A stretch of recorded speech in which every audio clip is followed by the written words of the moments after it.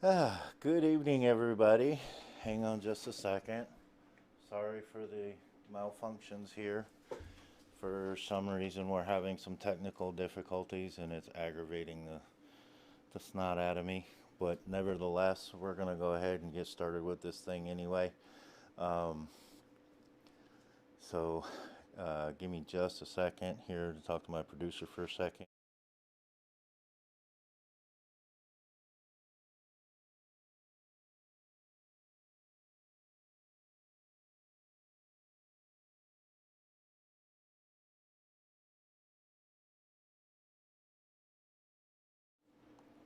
Alrighty, folks, I am back. My apologies for these technical difficulties. Uh, it is a learning process, and I've got somebody assisting me today. So we're trying to work out some bugs. Some things happened that wasn't expected at the last possible minute. So anyway, we got it worked out at least well enough to be able to do the show for you. But anyway, um, this week I wanted to talk to you about some stories. Some stories that were I was reminded of due to an event that took place on Friday when Jeff Castellucci did a premiere of his version of a particular song, and that song triggered some memories for me. But before we get to all that, here's a brief word from our sponsors.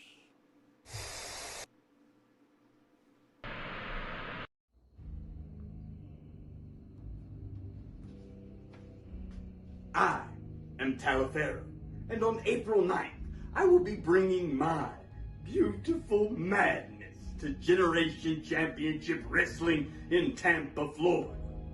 And I am coming courtesy of Twisted Minds Escape Room. At Twisted Minds, you can enjoy a family-friendly test of your mind and skill as you face one of the many challenges offered, such as Camp Calico, Diggers,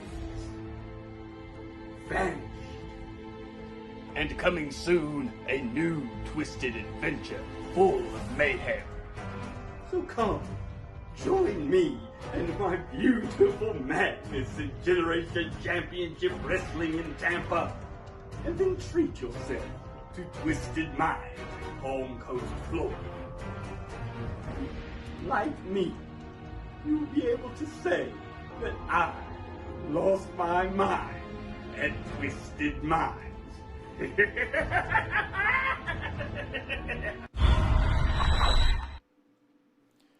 Welcome back. All right, guys, that event's actually taking place tomorrow. So if you happen to be in the Tampa Bay area or going to be there tomorrow, stop by, check out the wrestler, give him your support, and at some point, make sure you take a trip down to Palm Coast, Florida, and take advantage of Twisted Minds escape rooms. Those are some of the best, if not the best, escape rooms in Northeast Florida, and if not in the entire state. Believe me, when you go and you do these rooms, you're not going to be disappointed, even especially if you're an escape room enthusiast. You're going to love the rooms at Twisted Minds. They're extra special down there. Some serious thought went into creating those rooms, and the personnel and the people that run it are just absolutely fabulous, and they will help to make your experience extraordinary. So with that said, let's get on with some of the stories here.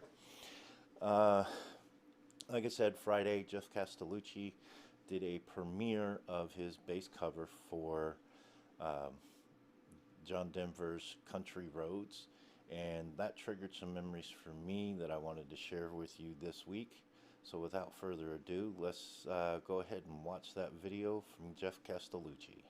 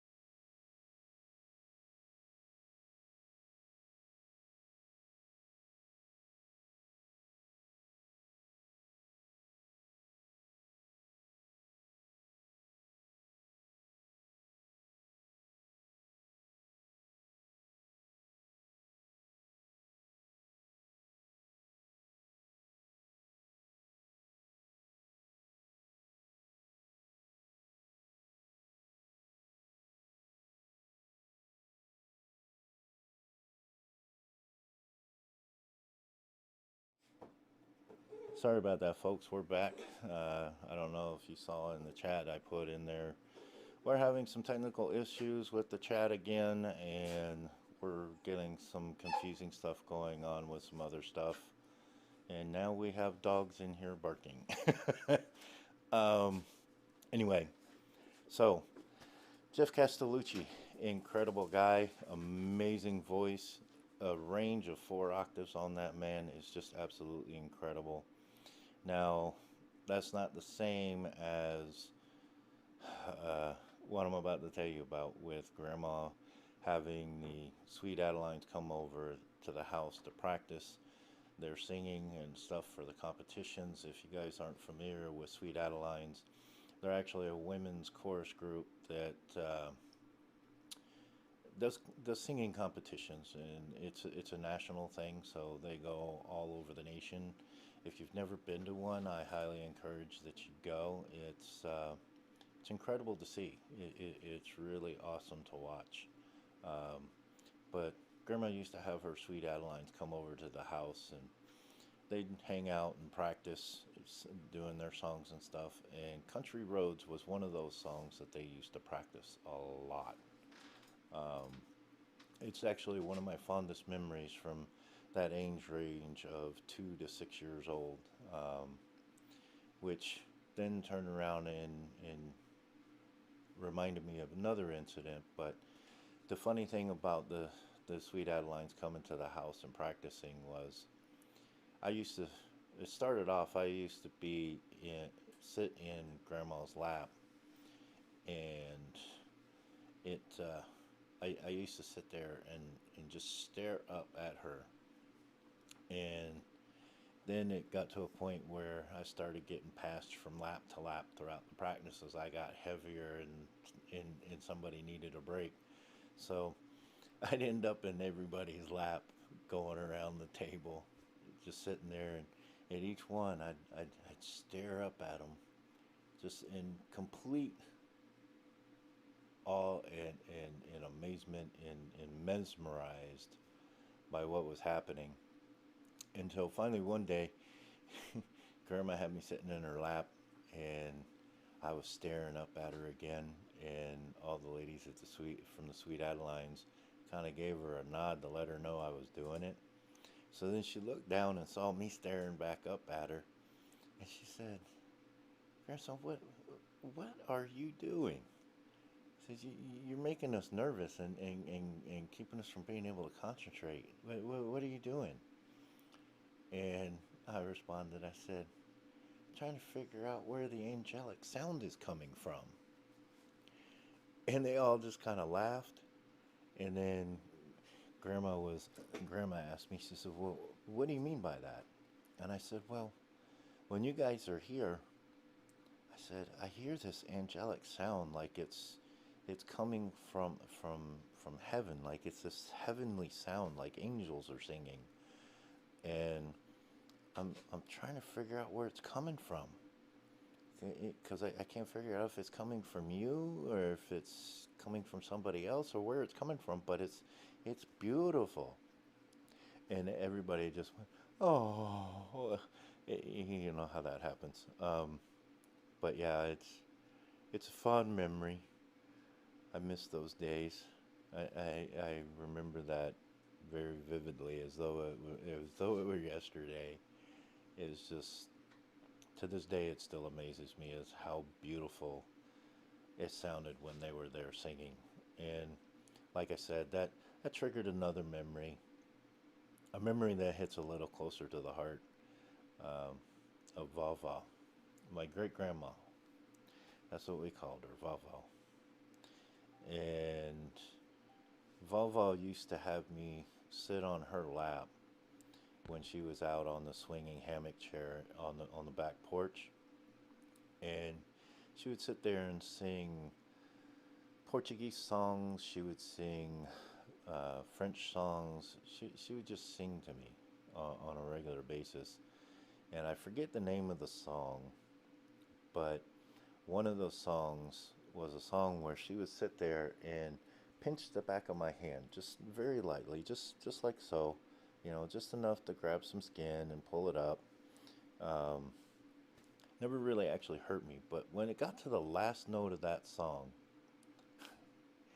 this is where she got me, right?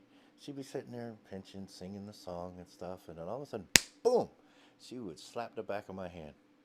She taught me how to play slapsies. That's what that was. But, as young as I was and knew it was coming, I could never, ever beat her. Every time she would make contact with that hand, every time, no matter how fast I tried to pull away. Oh, just many, many, many laughs and giggles over that one. It was a precious time for me, very precious time for me. And well, before I get into the rest of that story with Vava, let me set some framework for you guys. Just to give you an idea, I don't know if you can see it on my screen, but there's a page and a half worth of information here that Mr. Alvin Swanger sent me related to just my branch of the family with Vava and my grandma, and it tells their story, and it's an incredible story. It really is. Just thinking about it now and thinking about the things that Vava went through, the things that she did, the things that she accomplished, the way her children turned out, the way my grandmother was, is just absolutely amazing. And in reality, I went through most of my life not knowing some of these things. Um, I mean, I knew them in some ways from having known them and personally interacted with them, but I didn't really know some of the history, largely in part because I didn't really ever think to ask. Um, but now I have even more respect and even more love and more adoration for both of them, knowing what I know now because of the information that Mr. Swanger was able to dig up and provide for us. In fact, he went back a lot farther than what I ever thought possible. In fact, he's actually dug up information on our family that dates back to before Christ, um, all the way back to the Visigoths. Some of the history on it is a little vague and a little foggy and hard to track. Um, but we know the Visigoths started somewhere in Central Africa, and at some point they migrated up into the um, Nordic areas and intermingled with the Vikings, and then from there they went out east, out into Hun territory, mingled out there, and then somewhere along the way ended up in Spain. Um, and that's where we started having some accurate enough records to really pinpoint things down to specific individuals. And Mr. Swanger followed that track all the way out and brought it up to a current day for our relatives that actually were ended up being located and living and residing in Madeira in Portugal.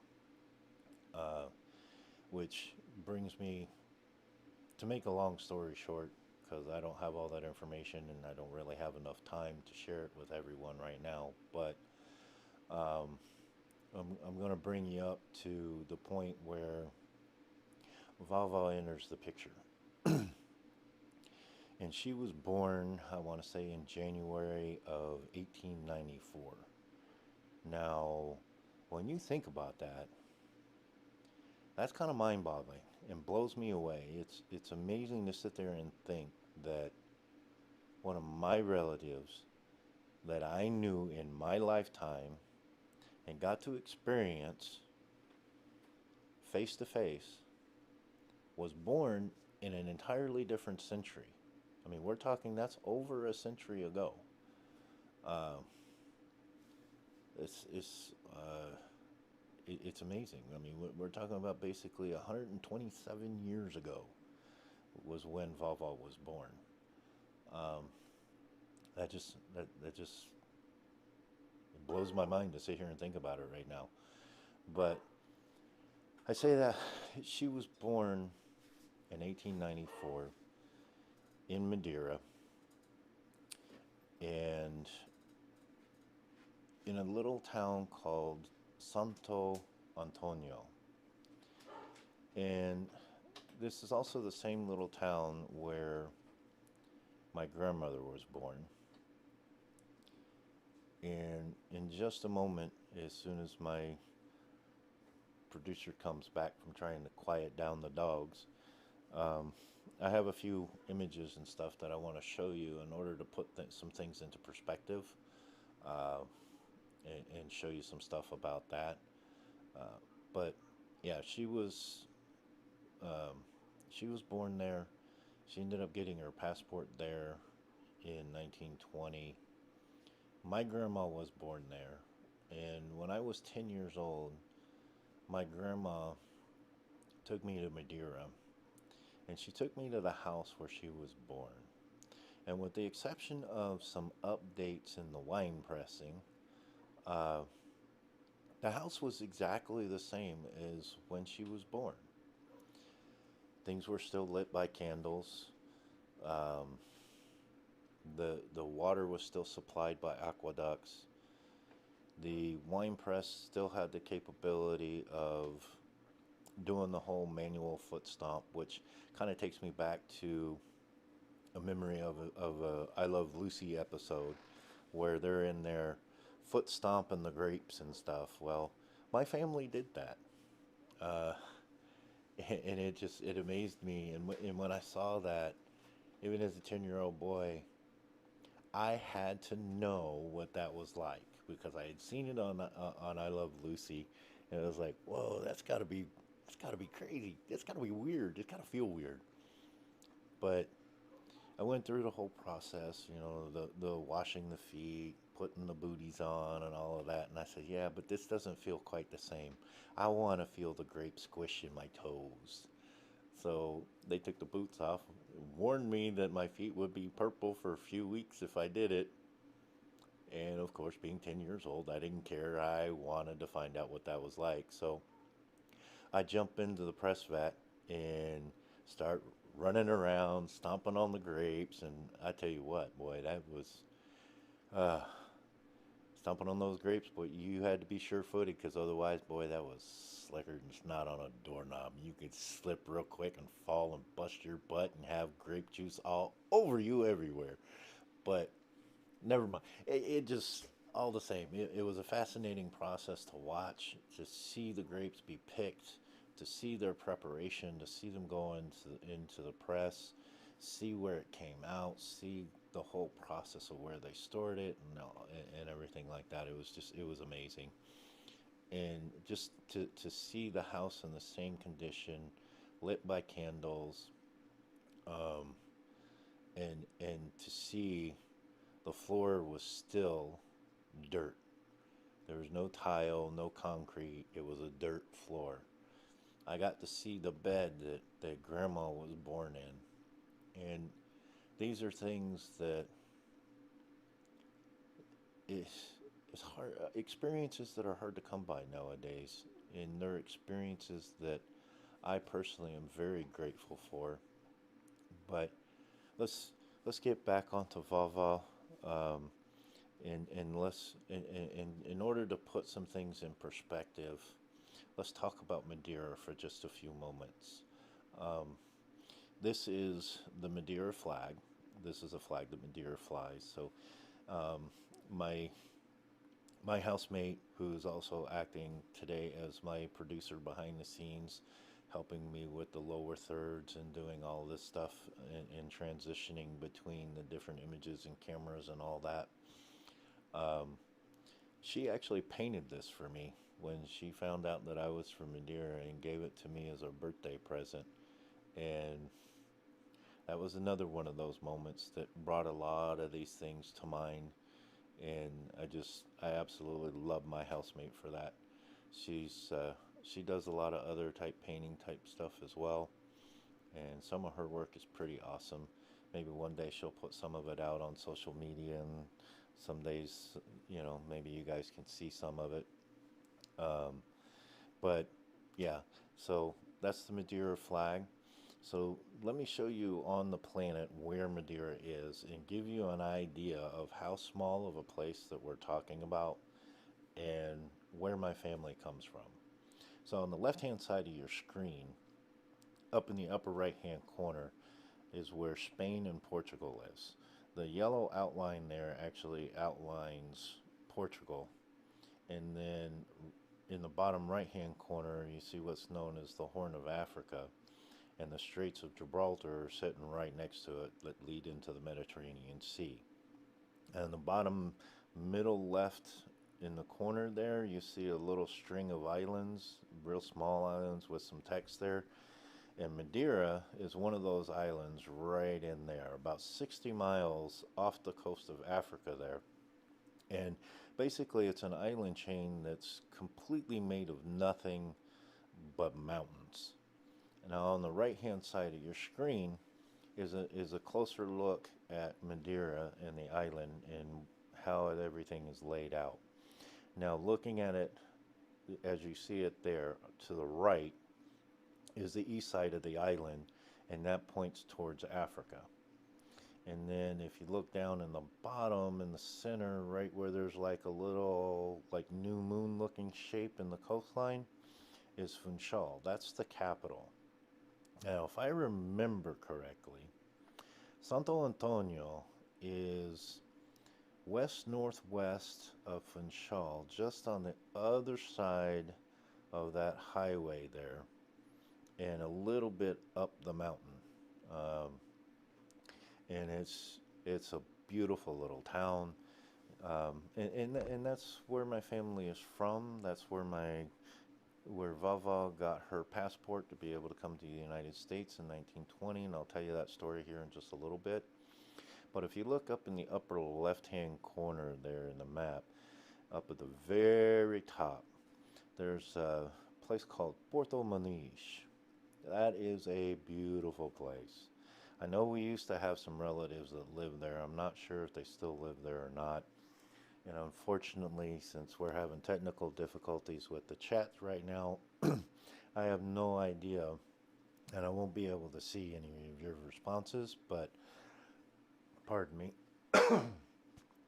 But for those of you that are my relatives that are still familiar with who's over there and who's not, when it comes time for the question and answer time, if you could, I'd love it if you give me a call and let me know if we still have some relatives in Port Muniz. But the place is beautiful. And I know that at one point we did have some relatives in Port Muniz. So if you look in the top right-hand corner of your screen, that's Port Muniz. And the little white building right down there next to the water is kind of like I want to say like a resort, or like the control point for the lagoon that's there. That's literally a blue lagoon, and it was originally created by lava rock, and our family actually built the concrete around the place and runs that lagoon, and it's kind of like a public swimming area for the area. And this photo is actually taken from the mountain just behind where Port Muniz is.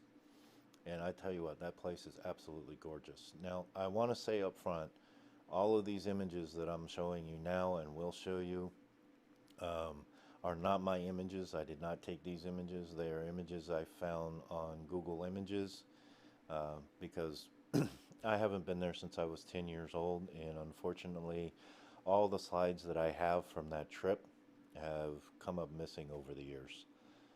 So one of these days, my goal is to be able to get back to Madeira and be able to photograph all these things personally myself, and retouch with some of my roots, and get to experience this gorgeous place again for myself.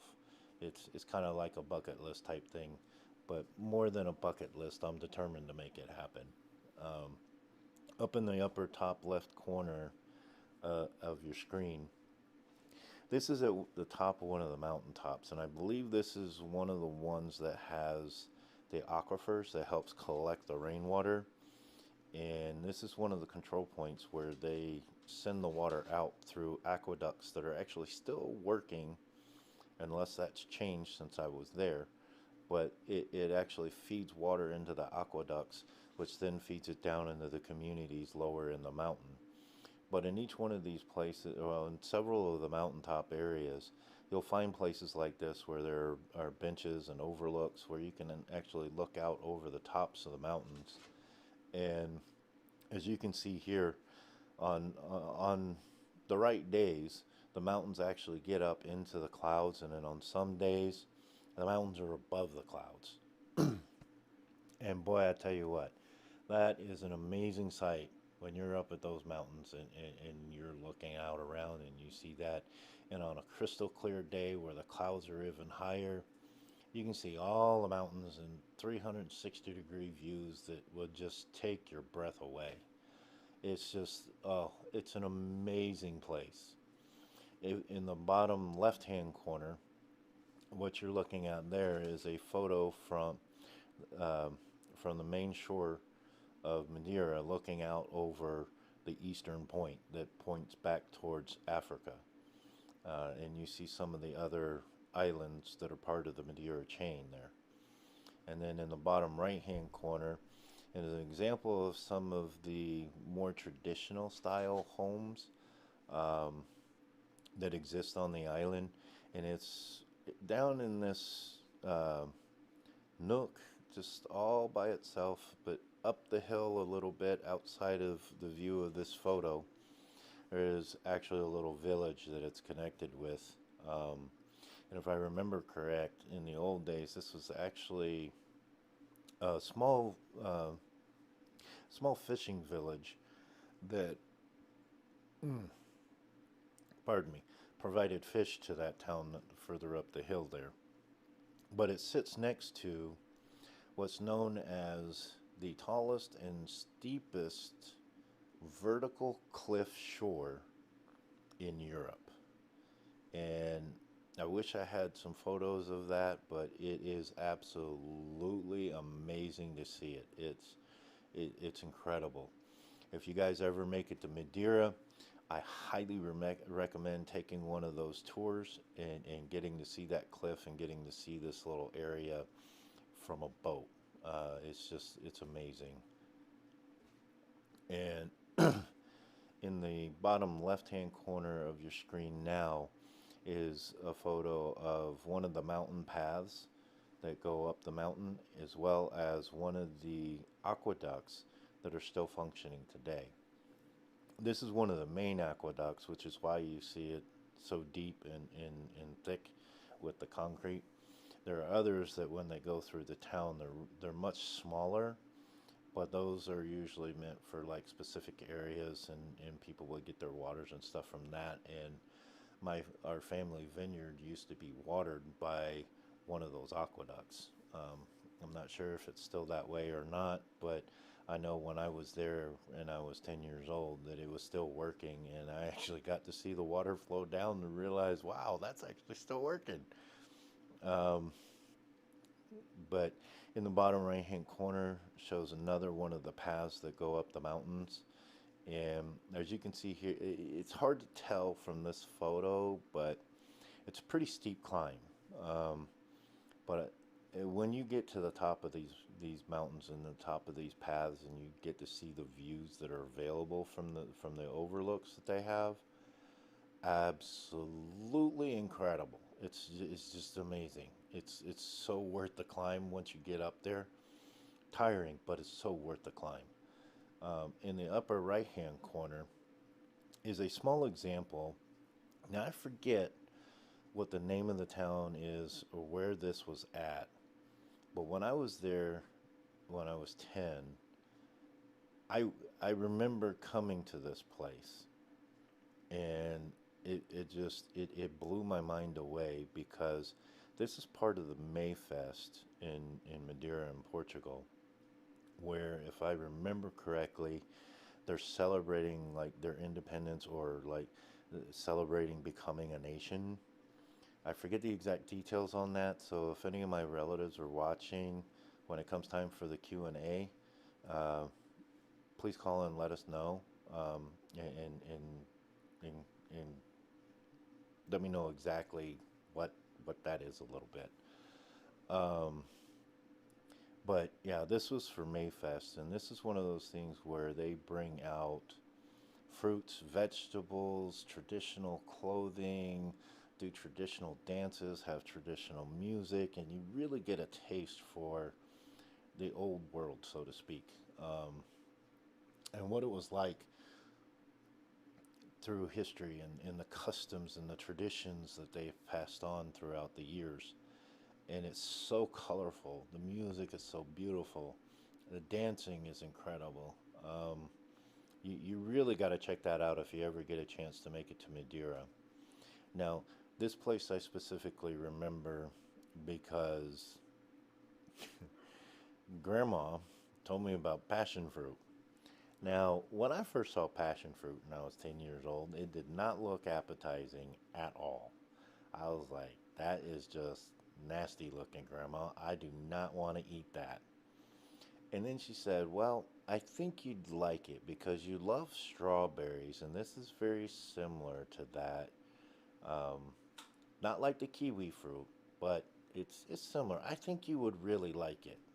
Just try it. Just would you try it for me just one time? And I said, okay. So I had one, and oh my goodness, guys, mm, that passion fruit is so good. Oh, it is so good. The rest of the trip, I kept asking for passion fruit, passion fruit, passion fruit. I want some more passion fruit. And it was when we came to this place during the Mayfest that I was first introduced to passion fruit. Uh, and it has stuck with me ever since. So,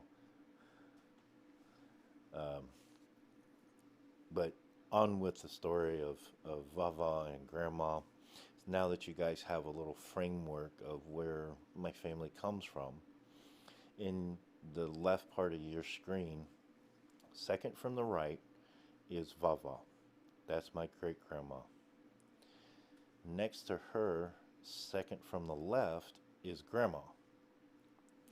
I'm not sure where that is, but I'm so thankful and so glad that we have this photo. Because to be honest with you, it's been 44 years since Vava passed away, and her face has honestly faded from memory. And if I didn't have this photo, I wouldn't be able to put that face to my memories. And I think that's part of the reason why I'm so passionate about photography, because photography still has a place. It still has a valuable place and a viable place in all of our lives. And if it wasn't for photos like this, yeah, faces fade over time. But the important thing is who the people were, what they did, what their relationship was on in regards to you personally. Um, so it's it's just amazing, just truly, truly, truly amazing to me. Um, in Vava was an incredible woman. I told you guys that she was born in 1894, and she got her passport in 1920, and Grandma was 2 years old in 1920. So Lewis Crawford had already come to the United States. That was Vava's husband. I believe they got married during World War One, and he served. I forget who with, but he served in World War One.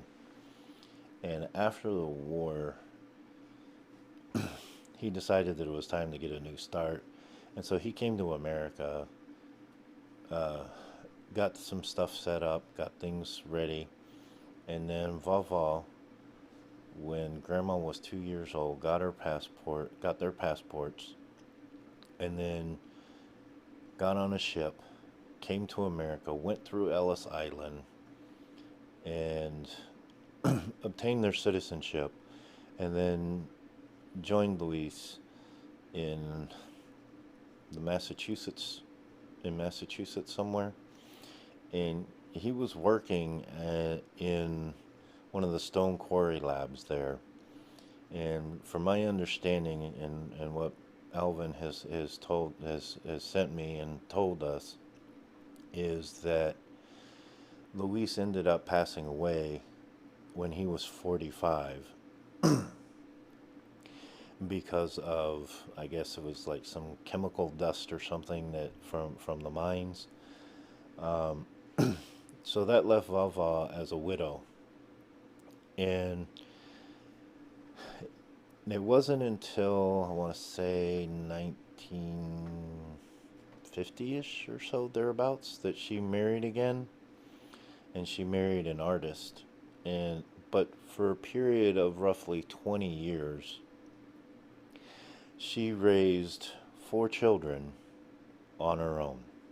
Now, Grandma was 14 at the time, so I'm pretty sure, based on what she was like and what I know of Vava, that Grandma did a lot to also help raise the other 3 kids. But she raised 4 children through a 20-year time frame through sewing. She was widowed, she had no income. She started sewing for people. People brought things to her to repair them. She made brand new things for people. Uh, but she found a way to make it work, and she found a way to support 4 kids for 20 years through the Great Depression, during a time that things in America weren't quite as hospitable for women. But she did it. She made it happen. And that is, I mean, I can't even imagine what that must have been like and what kind of weight that was on her shoulders. But she took it on and she bore it up and she made it happen. Um, and she passed that on to Grandma, and she passed that on to all of her children. Because when I look around and I see what they accomplished, it was absolutely amazing. I don't know all the details in the others, but I know with Grandma, she she went to college. She got a degree, I believe. Um, but I do know that she spoke 7 different languages fluently. One of those was a rare diplomatic um, language known as Esperanto. Um, and then I also know that she spoke Portuguese. I think she spoke Spanish. I know she spoke Italian and English, and there was a couple others in there somewhere, but she spoke them all fluently. And it was amazing to think that and know that. And for a while, Grandma, I believe, participated in some of diplomatic affairs, acting as a translator using the Esperanto. Uh, and that's just, it's fascinating to me how Volvo could find herself in such a position, stay positive, stay nurturing, raise those 4 children, and do it all through sewing. I mean, it amazes me, the work ethic, the determination, the mindset that she must have had in order to pull that off. and still be loving to her children and raise them in such a way that they would be as successful as they are in life. So with that said, let's talk about some of the other images on that other page. There we go. On the far right, there, the image on the top and the bottom. I know they were taken in New York. I'm not quite clear. I forget exactly when. I'm not sure if that was when she was in college or when that was, but that's my grandma. And I believe, well, I don't even remember what the time frame is on that. But in the middle there, that's me on the shoulders of my Uncle Buddy. In that picture, I believe I was about 3 or 4 years old when that picture was taken. And that's Grandma sitting down at the kitchen table, or at the dining room table. And behind where Grandma is, I don't know if you can see it, but there's like the outline of a lamp back there.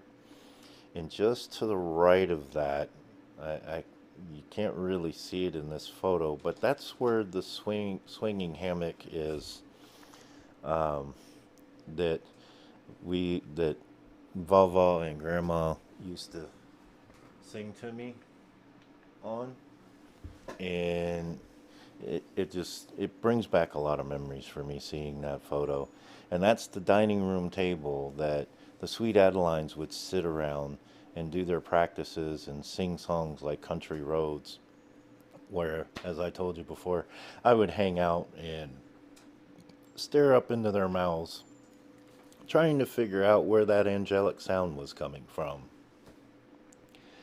Now, in this image, you'll see 3 generations of my branch of the family. And it amazes me that we had 3 generations alive at the same time. I know sometimes we can get 4, but that's just, it's mind-boggling, and it's a beautiful thing. And the upper left-hand corner is my grandma and my grandpa.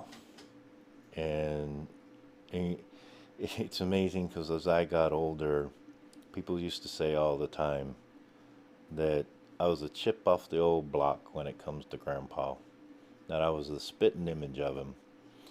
And I believe my mom still has the photo, but there's a photo of me with Grandpa, I want to say when I was 20.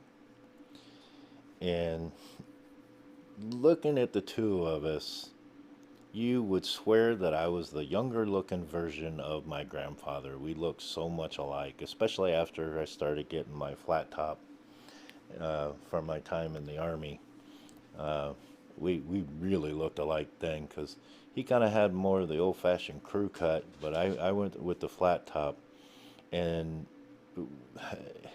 if he'd have been my age, we probably would have looked like twins. I mean, that's how much alike we looked. But that's my grandma and my grandpa, and that's 3 of their children. To the left there in Grandpa's arms was, I believe, Uncle Bobby. He passed away in a trucking accident when he was 24, and I never got to meet him. But I was told that when he passed away, he was 6'7" and still growing. That was a big boy. Now, over on the right-hand side, there next to Grandma, is my Uncle Ronnie. And then in her lap is my mama. Now, based on my mama's age there, I'm going to guess and say this photo was taken roughly about 1950, 1951-ish time frame. So I love these images, and if it weren't for these photographs, these would be little pieces of history that we just wouldn't have, and we wouldn't be able to appreciate. And I mean, seeing these things, seeing their stories, it truly does make me far more appreciative of what we have today. In the picture next to that one, in the center there, is my grandma and my grandpa. They're on the left-hand side there. Grandma's directly behind grandpa there. And then if I'm not mistaken, I want to say that the gentleman in front, now don't quote me on this because I may be wrong here, but I think the gentleman in front and then the lady on the far right there are my godparents. And I believe that was taken in New York during World War II. So it amazes me how far back in history the relationships in our family went. Um, it's incredible, and I love having these images and seeing this stuff.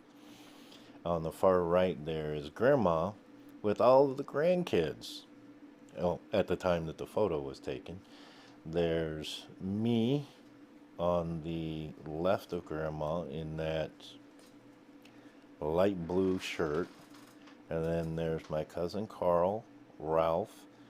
I believe that's Cheryl, and I'm not sure which one it is that Cheryl's holding. It's either Cheryl or Renee. I can't remember. But I don't remember who the baby is that she's holding. I'm pretty sure that the little guy there in the red shirt is my cousin Paul. And then I believe that's my cousin Candy that grandma is holding. I'm not sure about that one either. Maybe my Uncle Ronnie can fill me in on which ones those are if he's watching. But in the bottom left hand corner there is literally 3 generations of our family in one photo. That's my grandma on the far right, my mom in the middle there, my Uncle Buddy sitting down, and then standing behind me is my Uncle Ronnie in the back, and then that's me when I was 10 years old. And the shirt that I'm wearing is actually a shirt that has a map of Madeira on it. And that's what tells me I was right around that 10 years old range. So I might have been 11 there. But it couldn't be too far from it because I got that shirt when I went to Madeira with my grandma. And it just, again, it brings back memories. And if it weren't for these photos, some of these things would probably fade over time. And that's one of the, again, that's another one of the reasons why I'm so passionate about photography. Um, but yeah, I just think back to those precious moments that I had with Vava, and it's just amazing. I know I only have the one memory of her sitting me in her lap on the hammock swing and singing Frère Jacques to me. And for those of you who don't know that song, it's actually a French song. And the words to it are Frère Jacques, dormez-vous, dormez-vous. Sonen la mattina, ding dong ding. And essentially it's basically, little brother Jack, are you awake? Are you awake? The alarm is sounding, ding dong ding ding. That's kind of the gist of the song from what I understand. But that was the one that at the end when she was doing the ding dong dings that she would slap the back of my hand, and and learn the whole slapsy game on that one. But the only other memory that still resides in my head when it comes to Vava was the day that my mom and my grandma sat me down and told me that Vava wouldn't be singing to me anymore because she had gone home.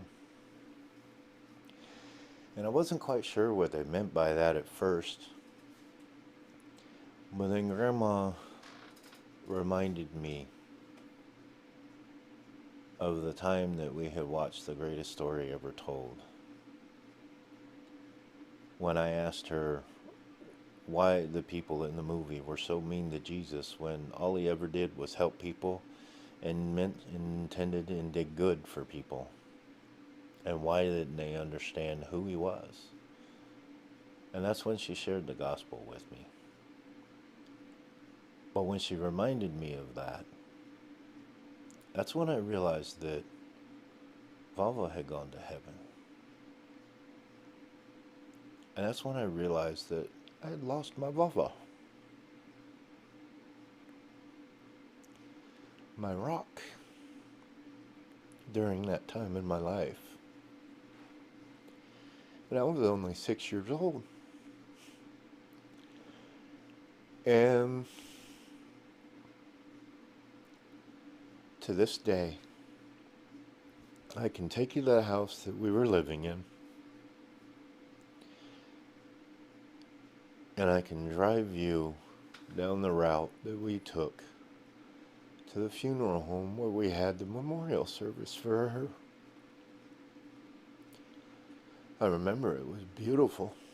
I remember seeing her face in the casket, even though nobody wanted to let me see it. But I remember seeing it. But I also remember during that drive to the funeral home, I remember just staring out the window, being quiet, not really saying anything. Mom and Grandma watching me closely from the front seat. I'm dressed all up in, what if I remember this correctly, I think it was like a sky blue or like a baby blue suit. They dressed me in for the memorial service. But I remember staring out the window and watching as various places in Jupiter, Florida went by. Driving next to the train tracks there. And thinking to myself that nothing in this life is permanent.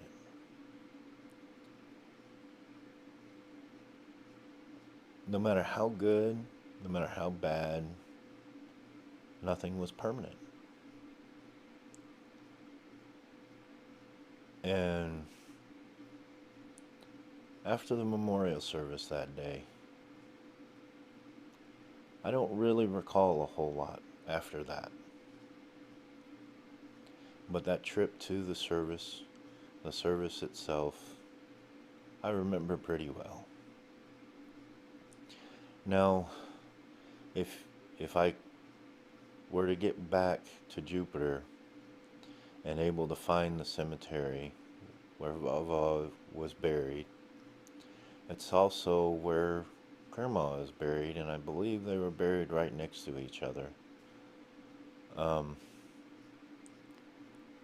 I could probably get you pretty close to where their graves were. Now can't remember the exact spots,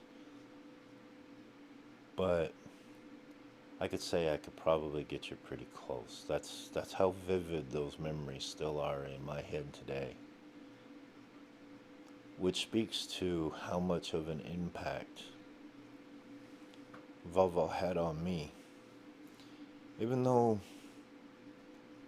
we were only together for 6 years.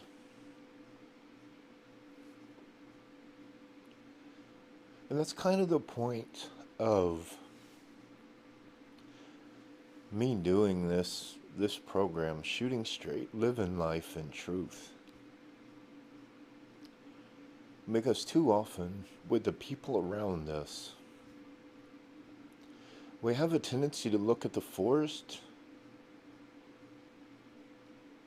and forget to look at the trees. And it's those trees that are the moments where Vava has you in her lap and she's singing Farazaka to you. It's those moments when you're sitting in the Sweet Adeline's laps and hearing those voices. It's those moments of sitting down at the dining room table and having hot dogs with mustard and lettuce for lunch. Just because it's grandma. It's okay, you know? It's those moments when grandma saw a 6-year-old boy sitting on a hammock swing, gazing off into space, thinking about Vava. You're missing her. And grandma intuitively knowing that's what's going on. And then coming over to that hammock swing and sitting down next to me and saying, I love you, grandson. Picking me up, setting me in her lap. And guess what she's saying to me? Federzaka. And some of the other songs that Vava used to sing to me, to include the one where she pinched my hands and slapped it at the end of the song.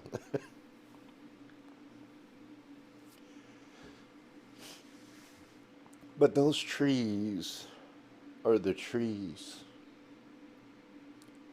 that make the forest of who we are as people. And the only way to truly live life and live it in truth is to be able to see the forest and the trees. And that's really what Shooting Straight, Living Life in Truth is about. It's hopefully to inspire and encourage us to go beyond the superficial and really live life. Because life is short. It's here one day, gone the next. And we need to maximize those moments. So with that said, I want to share with you 4 of the many life lessons that Vava and Grandma taught me during that 2 to 6 year time frame. One is that there is a God, and He is omniscient, omnipotent, omnipresent, and He loves me. 2, nothing in this life is permanent, good or bad. It's only here for a season and then passes away. The 3rd, love has multiple sides. It isn't always sunshine and unicorns. Sometimes it's difficult, and there is an accountability aspect to it. And I say that because Vava and Grandma, as loving, as nurturing, and as caring as they were, and as tender as they were, they darn sure wouldn't take any guff off of anybody. And they would put you in your place quick, fast, and in a hurry, and it didn't matter who you were. They didn't take no guff. They were strong and yet tender. And that's what makes them so special in a lot of ways. And that's one of the things that I learned from them, was that love isn't always those sunshine and unicorns. Sometimes it's hard, but it's still love. And it's the best kind of love. And the 4th lesson that I learned from them was the fact that they set the definition for me for what a strong woman is and the real beauty of a strong woman. And with that said, I'd like to open it up now for the question and answer time. I'm not sure if my producer, has she been able to catch any of the chat stuff yet? No? Alright. Okay. Go ahead and bring my camera back up so that everybody can see me, and place that into Title 4. There we go. Alright, so there it is, guys. YouTube chat. My producer, Housemaid IE, is monitoring the chat for any questions that you guys may send. The phone number that you can call me on is up there for you to call. That is only available during the live streams. It's not available any other time, so please don't try to call it any other time because it's turned off and I won't get it. So at this point, do we have any questions from chat? Yes. Okay. Pride and Oh, hang on. Let's field this phone call real quick. Hello, you're on with Charles. How can I help you? Hi, Charles. It's Kelly O'Shea. How can I help you? Who is this again? I'm sorry. John Crawford's daughter. I'm sorry. Oh, hi. How are you? Long time. Hi. How are you? Long time. Hi. How are you? Long time. Hi. How are you? Long time. Where in Jupiter are they the grave sites, you know? Are they To be honest, I can't remember exactly what the cemetery's name is, but I want to say that it was the Jupiter Cemetery. It was the primary one at the time of their passing. I know it was. I want to say it was a little bit north of where the funeral home was that we had the memorial service. There's Indian Town Road.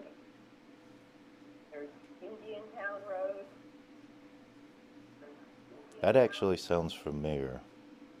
Yeah, that's a major exit. Right. That's a major exit. The cemetery might have been off of Indian Town Road. Like I said, my memory is a little bit foggy on that one. But I do know that if I were to see the graveyard, I'd know it instantly.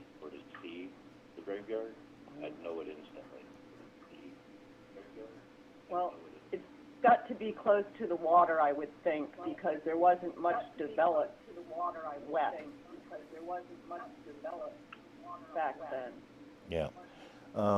You know what? I will actually try and research that out and see if I can find it, and I will post something up in the comments later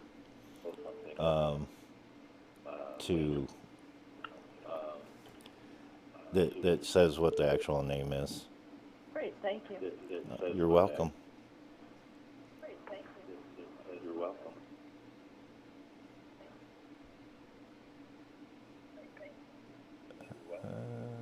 Trying to get switched over to this other caller. Okay,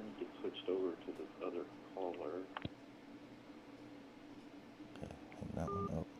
All right. Hello? Oh, that one ended too. Okay, I lost the second caller. Sorry about that, guys. If you want to try and call back in, that would be awesome. In the meantime, oh, here we go. Hello. In the meantime. Oh, Charlie? Yes. Hello. Hello. Who do I have on the line now? Oh, Charlie? Yes. This is Marie. Oh, hi, Marie. How are you? This is Marie. Yes. I wanted to answer Kelly's address. Okay. Yes. I wanted to answer Kelly's address. Question. Okay. That would be awesome. Okay. The address for the cemetery. Question. Okay. That would be awesome. The cemetery is on. Okay. Okay. The cemetery is on County Line Road. The cemetery is on County Line Road. And it's called Jupiter Cemetery. And it's called Jupiter Cemetery. Well, thank you. I'm glad to see my memory hasn't completely lost on that one. Well, thank you. No problem. My memory hasn't completely lost on that. No problem. I hope that helps, and thank you so much for doing this. Oh, you're very welcome. No problem. I hope that helps, and thank you much for doing this.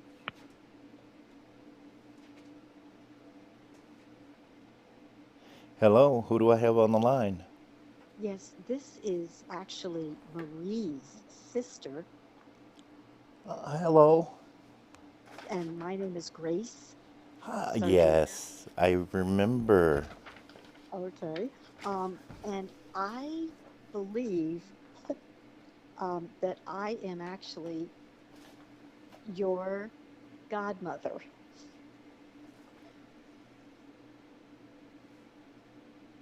The photograph of the group that had the gentleman in the front with Mm-hmm. the Navy uniform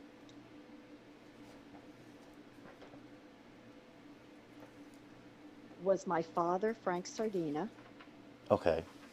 and my mother was the woman up towards the right corner, Belmira Sardina. Yes. We are still living in Jupiter now, Oh, and Aunt Eldora was so ahead of her time. She was just a truly unbelievable and remarkable woman. I would have to agree with you. Um, Uh, sh- she was one of the few women that actually drove distances. She had a Ford station wagon, and the kids would all be jumbled in there. And she and my mom would drive down to West Palm Beach and just have wonderful, wonderful Saturday mornings and afternoons together. that's awesome. I know. I remember times when we used to go over to uh, your parents' house, and Hmm. I don't know if you remember this or not, but the first time I ever actually got on a pool table was at your parents' house. Do you remember that? I do remember that. First time ever on the table, and everybody was shocked because I ran 5 balls off the table with no help. I love it. Okay. But you know So, what? I've continued that tradition. I still play pool to this day, and I have actually gotten really good. And that's every time I play pool, I remember your mom and dad and your whole family because of that one event. okay, you I mean, swear. there's many other reasons that I remember Yes, you guys, but that's the first thing my brain goes back to every time I shoot pool. I love it. So many of us are such better people for having known dear Aunt Eldora. That's all I can say. Well, I, s- I s- I personally hope that the people I've come in contact with over my lifetime have benefited from it, much like people have with Grandma, because Yes, she was incredible, and like I yes, said, her and Vava literally yes. set the foundation for who I am today. That's so ahead of their time. Strong, progressive women. Hmm. Yeah. Well, I certainly appreciate you Well, calling in. um, this this is a joy. Truly, the pleasure is ours. Thank you, Charlie. Thank you. If you don't mind, in the future, since you called in, do you mind if I contact you guys? Because Not I eventually want to try and get back down there to Jupiter perfect. in the near Perfect. future, and I You would have a love to place. meet up with you guys again. Yes, exactly. It would be a joy. It would be a joy. You've got my number. You've got my name. Yes, Cannot ma'am. wait to see you. Cannot wait to see you, Charlie. I look forward to it. Thank you for Okay. calling. You are welcome. Thank you for this program. Thank you. Oh, you're very welcome. All right. Bye bye. Bye bye. Okay. So let's see if we can get to some of the chat questions now. Do we have any, Miss Danielle? No, the question was already answered. Oh, okay. Okay. Well, if anybody else has any questions, please feel free to ask them. We'll keep the line open for a few more minutes. Pardon me. And if we don't get any more questions, then we'll go ahead and end the program and start work on next week's.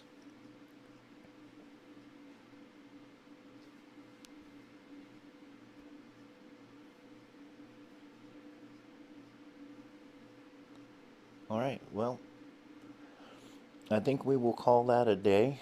I appreciate everybody calling in. Thank you for those that called in and helped clarify some things for us. And hopefully for those of you guys up in New England, I'm not sure when it's going to happen, but I've been staying in touch with Elaine and Virginia. And at some point, I'm going to try and get some time to where I can take a week or two and just escape from Florida. And I'm going to be headed up that way towards you guys. So I'm not sure when that's going to happen, but I will keep in touch with Miss Virginia and Elaine, and we will let you guys know when that happens. When I get up there, I hope to see as many of you as I can. That includes Steve and a whole bunch of other folks. And I really look forward to it. I appreciate you guys tuning in today. And before you all go, just to make sure that you get notified when more of these episodes come out, make sure to hit that like button down below, hit the subscribe button, and also make sure to hit that little bell that'll notify you the next time that I'll be going live and when I do one of these. All right. I appreciate that. It also helps out the channel. It helps YouTube put me in front of more people so that our message can get out a little bit more. So with that said, I'm going to go ahead and call it a day on this episode, and we will see you guys on the next one.